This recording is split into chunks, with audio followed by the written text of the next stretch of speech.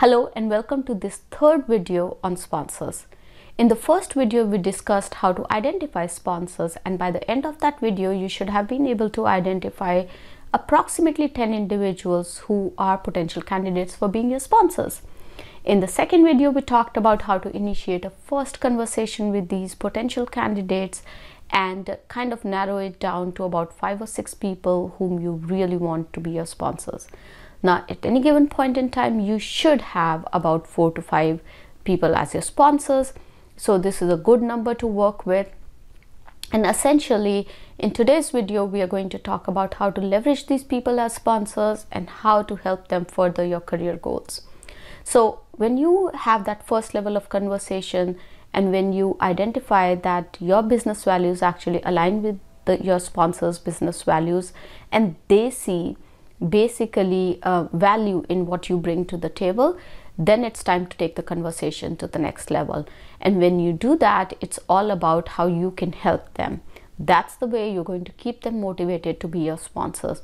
So it's all going to be about what you bring to the table and how you can help them. So I'll take an example. When I started working on this whole concept of recruiting sponsors for myself, there was a business leader whom I really wanted to be my sponsor. He was very responsive to any of the emails that I had sent, the initial conversations that we had. And in my conversations, I brought it up, my project management experience and how I could help and support him in responding to requests for proposals and requests for information that came from various organizations. And for those of you who understand how the sales organizations work, they do not want to own the response for proposals. They actually want help from different business units for them to be able to come up with a solid request for information or request for proposal from their clients. And I had this deep skill set in terms of I understood what the vendor rates were. I understood how the project management would happen. I had a deep understanding of the resources that would be required for the training projects, which were immensely helpful for this person who I was trying to recruit as my sponsor. So your steps should be so what I'm trying to say is that you should look at in terms of how you can bring value to your sponsor's work, how you can help and support them. So for example, if they're in sales and you are in marketing, is there anything that you can do to feed in data to help them with their sales? If you're in product management, how can you support their endeavors from a sales perspective?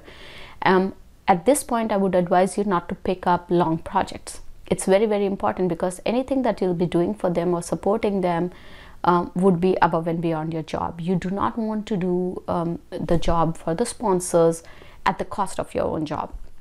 So you'll be putting in extra effort. So pick up small projects where you can make a big impact. So for example, in my case, responding to RFPs takes about a couple of days, but it has a big impact in terms of how the client perceives the RFPs, and if the sale happens, because of that RFP, then there's credit that goes to you and the value that you brought. So it's high impact, low effort.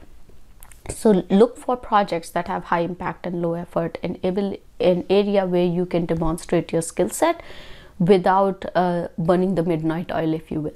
So do that, and while you're doing that, when the person comes back and really starts finding value in that, then you initiate the conversation of, you're ready for the next role, you're looking for support outside of the business unit, and in those conversations, bring it up and ask the person if the person would be able to recommend you or suggest your name for the promotion that's coming up. And that's how you bring about that conversation. I don't think at any point in time with my sponsors I had used the word sponsor.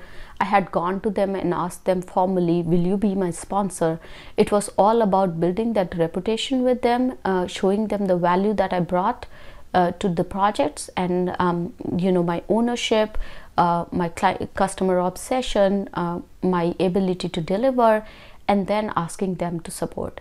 Now, one thing that we have to recommend is that as leaders grow in the hierarchy, it's very, very important for them to have this pool of people whom they can really trust and whom they can promote and bring into the supporting roles so that their business grows. And that's where you bring in value to these sponsors. So it's a win-win relationship, and they have an intrinsic motive of keeping engaged with you, of promoting you to the next level, of supporting you, because you help them build that support system that's critical for their success as well. So that's how you keep them motivated. That's how you have that conversation. And then remember to look at all the opportunities that come your way. And when an opportunity comes, you go back to your sponsor and say, hey, here's this opportunity, and I would like you to recommend me or support me for this opportunity.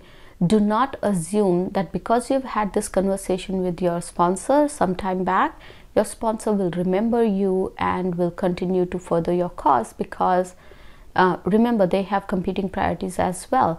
So you don't be embarrassed, don't be ashamed, don't think that you're being pushy when you have that conversation with them. It's okay to have that conversation.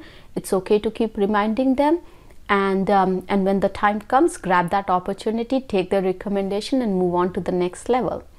So that's how you leverage your sponsors to further your career. If you have any questions or comments, leave it in the comments box below, and I'll be sure to respond to you.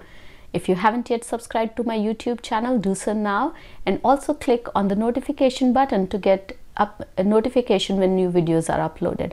I'll see you next time.